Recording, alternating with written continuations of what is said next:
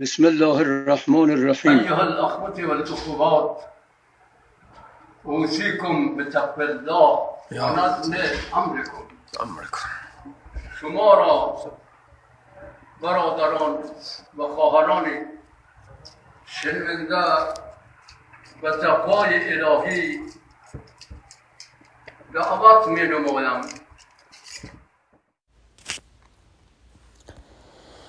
حدیث سوی پدر. گفت کسی خواجه سنایی بمرد، مرگ چنین خواجه نکاری است خرد. گنج زری بود در این خاکدان، کود و جهان را به جوی می شمرد.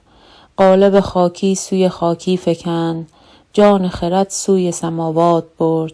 جان دوم را که ندانند خلق، مغلطه گوییم به جانان سپرد. صاف در آمیخت به دردی می، بر سر خم رفت جدا شد ز درد. نوشتن و گفتن از آنچه در باور نمی گنجد ناممکن است. پدرم اکنون حدیث حاضر غایب گشته است. وجودش برای من و بسیاری ها زنده است، زیرا وجودم را حضور وی پر کرده است. پدرم در لحظه لحظه های زندگیم با من است. به قرآن که می نگرم حضور او را می بینم که در مقام انس پیوسته گوش به حق می داشت و سوی دیگر خانه پدرم دارد با خدا سخن می گوید و در نماز ایستاده است. جانب دیگر اتاق صحیفه سجادیه است که آنقدر تورق شده که جای انگشتان پدرم را می توانم در آنها احساس کنم. ادعیه مفاتیح نیز وی را به امامان یا صدیقان خالصش میرساند و با عبادات ویژه هر روز یا هر ماه نیایش‌های بسیار طولانی آن کتاب همدم بود. صحیفه و قرآن کتاب‌های محبوب پدرم بودند و برای وی کتاب زندگی و سلوک الالحق را تجلی می‌کردند. پدرم به واقع مرشدی بی خانقاه بود.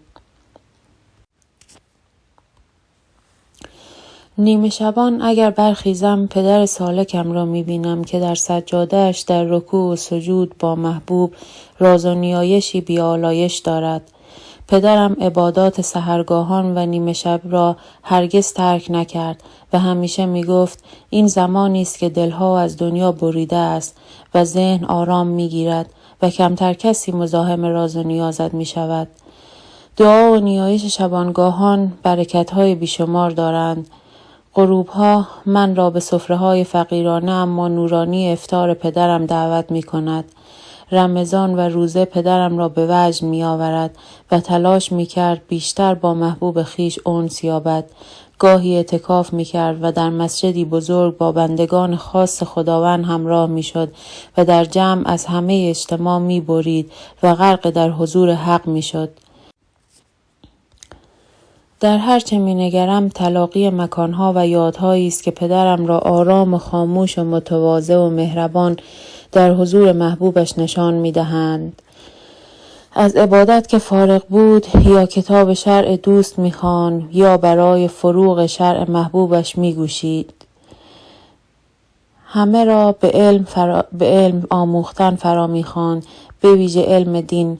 در صحبت با دوستانش نیز سخن از مدرسه و حسینیه و مسجد می گفت و در پی سالهای متوالی سیر و سلوک به سوی حق چنان با حضور خالقش انس گرفته بود که کمترین اندیشه یا عملی را در سنخیت با ایمانش بروز می داد و گفتار و رفتارش تجلی ایمانی خالصانه بود. توکل تام به خالقش داشت و هیچگاه به یاد ندارم که پدرم از پلشتی‌ها و سختی‌های روزگار شکایت کرده باشد. هرگاه احوالش را می‌پرسیدیم با لبخند می‌گفت الحمدلله علی کل حال و حال از نظر پدرم یعنی حضور حق و حضور در محضر حق بود. پدرم چنان بود که گویی یا به قول فیض کاشانی همه او همه است خود با خود، جاودان نرد عشق می بازد. گاهی می اندیشم این پدرم بود که وحدت وجود بنده و خالق را مری و تمرین می کرد و عجیب نیست که به هر چه می نگرم یاد او و محبوبش همیشه با همند. با این حال مردی بی‌آلایش و بسیار صادق بود. عاشق زادگاهش بود. گاهی از کودکی‌هایش می‌گفت و نوجوانی‌هایی که در بستری صعب پروازی بیمانند را آموخت و خود ساخته شد. به قول داستایوفسکی، گاهی یک خاطره دوران کودکی به همه زندگی ما معنا می‌دهد. برای پدرم به واقع چنین و این خاطرات بسیار عزیز بود و مدرسه‌ای که با برادرانش برساخته بودند نمادی از اتصال به آن گذشته و رفته رفته معنایی شکوهمند از هدف زندگیش گشته بود. مدرسه یاد ایامی را زنده می کرد که پدرم در کنار اساتیدش بالیده بود و در همنشینی با آنان ادب دینداری و بندگی و زندگی آموخته بود. از خاطرات پدر می توانم حس کنم که در بهاران چگونه باران نم نم می بارید و یا در شبهای زمستان چه شب نشینی هایی برای خواندن اشعار و یا داستان و افسانه بوده است و در نوروز چگونه به پیشواز بهار می رفتند.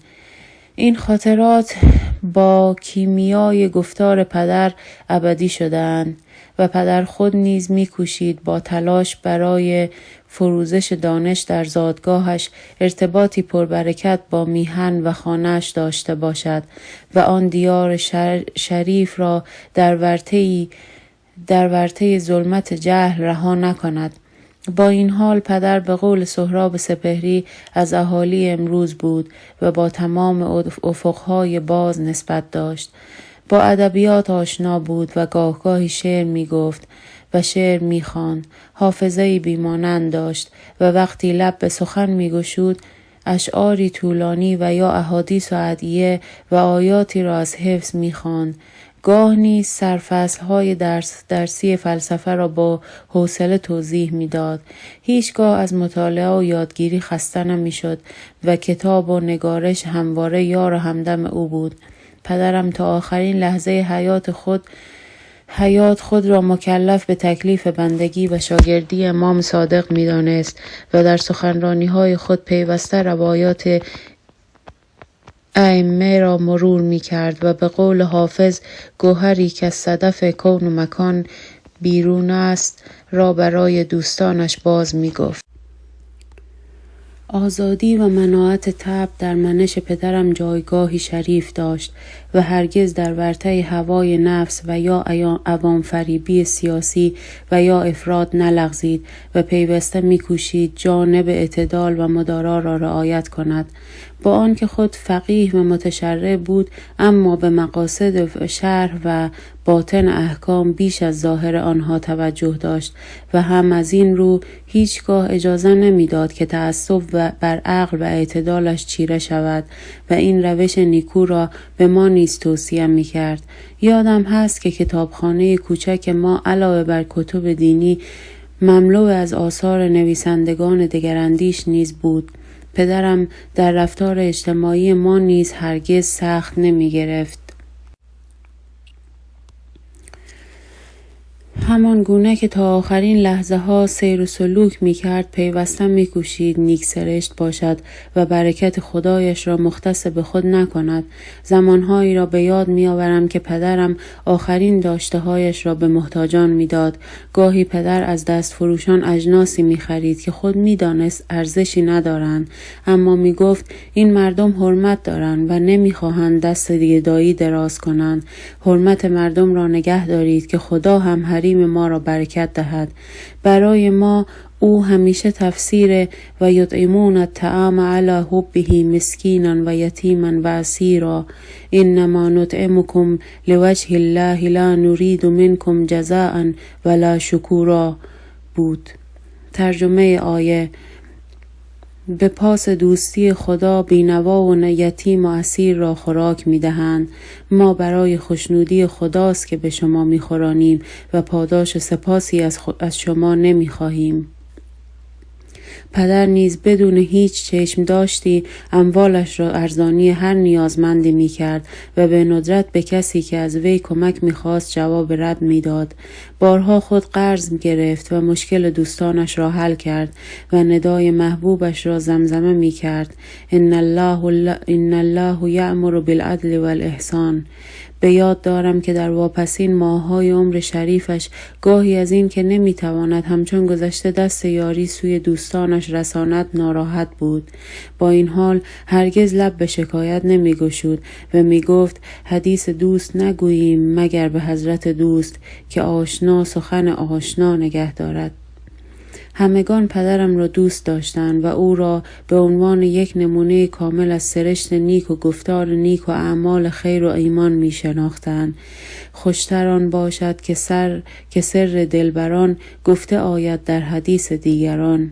من نیز این ایام تلخ جدایی را با یاد خاطراتی که دوستان پدر نوشتند زیستم. شاید بیجا نباشد اگر شمه ای از این بیش از 2000 نوشته دوستان را مرور کنم. در خوانش متون نام بزرگوارانی که پیام فرستادند را ذکر نمی کنم. آیت الله مبلغ از دوران 8-9 سالگی به یاد دارم. واقعاً که مشوق فراگیری علم بودند. هیچ یادم نمی رود. ما در سراب بودیم، ایشان از قرقل آمده بودند و به کچاب می رفتند. در لحظاتی که چای می خوردن از من چند سوال کردند. آن وقت عوامل می خواندم. بعد هم 4 صفحه نوشتند. گفتند در بازگشت از شما می پرسم. اگر خوب جواب دادی یک کتاب جامع المقدمات جایزه داری. من کتاب نداشتم. بسیار با علاقه در ظرف 2-3 روز خوب حفظش کردم. وقت برگشت امتحان گرفت و بسیار تشویقم کرد و دفعه بعد که آمدن کتاب را که جایزه گذاشته بود با خود آوردند و زیاد خوشحال شدم و هرگز فراموش نمی کنم. آیت الله مبلغ انسان فرهیخته، اهل دانش و علم و فردی پرهیزگار بود که همیشه با خرد و اخلاق نیکوی خود الگوی خیلیا بود. انسانی بزرگ، اهل علم و دانش و فردی پرهیزگار بود که همیشه با خرد و اخلاق نیکوی خود الگوی خیلیا بود. از جمله معدود روحانی هایی بود که بی‌ریا به آنچه می گفت عمل می کرد و با تمدن و پیشرفت همراه بود. از وقتی که با ایشان آشنا شدم دغدغه‌شان این بود که برای مکاتب در ولایتشان کتاب و کامپیوتر و دیگر تجهیزات روز را تهیه کند، مخصوصاً برای مکتبی که خودش تأسیس نموده بود. یکی از سرمایه‌های معنوی و اخلاقی از جمع ما کوچید و عزم دیار معبود کرد. غم‌انگیز و غیر قابل باور است. آیت الله مبلغ از علمای ناماشنای خطه بهسود و ناهور بود. ایشان برادر مرحوم آیت الله عادل، مؤسس مدرسه حجتیه قرقل بهزود و برادرزاده آیت الله العظمی شریعت مدار ناهوری، از بنیانگذاران قیام مردم ناهور و بهسود علیه حکومت کمونیستی است.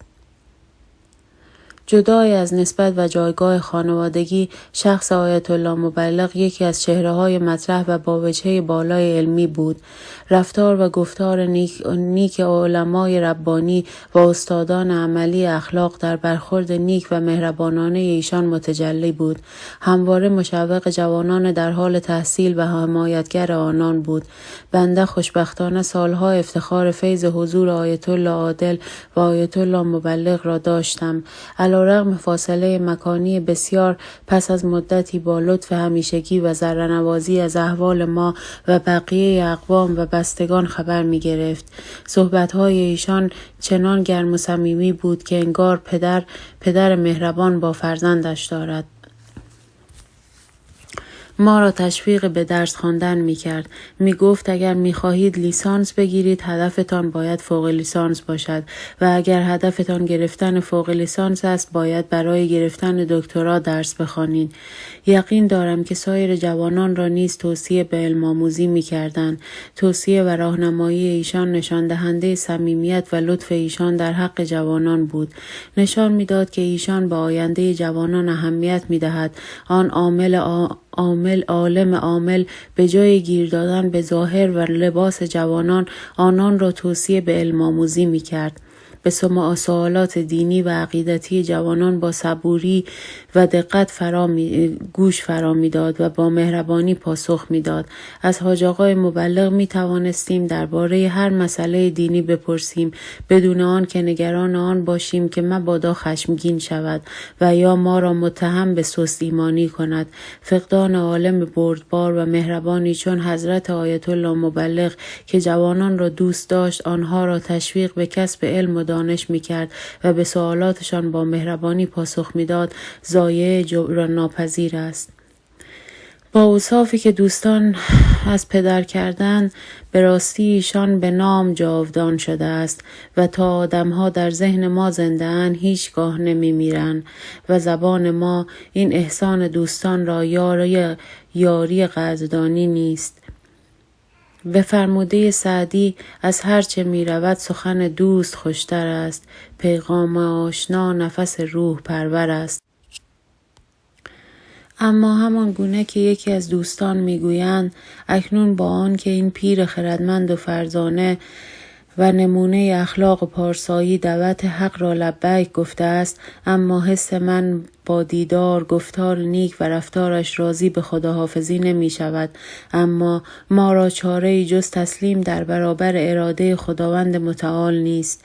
تا به اینجا که خاک پدر را توتیای چشم کردم و راز دلی با وی و شما گفتم و نوشتم و باقی را ز اشک پرس حکایت. دوش از مسجد سوی میخانه آمد پیر ما، چیست یاران طریقت بعد از این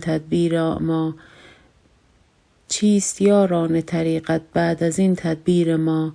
ما مریدان روی سوی قبله چون آریم، چون روی سوی خانه خمار دارد پیر ما. در خرابات طریقت ما به هم منزل شویم، کین چنین رفته است در عهد ازل تقدیر ما. عقل اگر داند که دل در بند زلفش چون خوش است، عاقلان دیوانه گردند از پی زنجیر ما. روی خوبت آیتی از لطف بر ما کشف کرد، زان زمان جز لطف خوبی نیست در تفسیر ما. و سلام علیه یوم ولد و یوم یموت و یوم یبعث حیا. اللهم اقض لنا حوائجنا الشرعية جزئية وكلية ظاهرية وباطنية دنيوية وأخروية بحق محمد وآله خير البرية بحرمة سورة المباركة الفاتحة مع الإخلاص والصلوات. اللهم صل على محمد وآل محمد.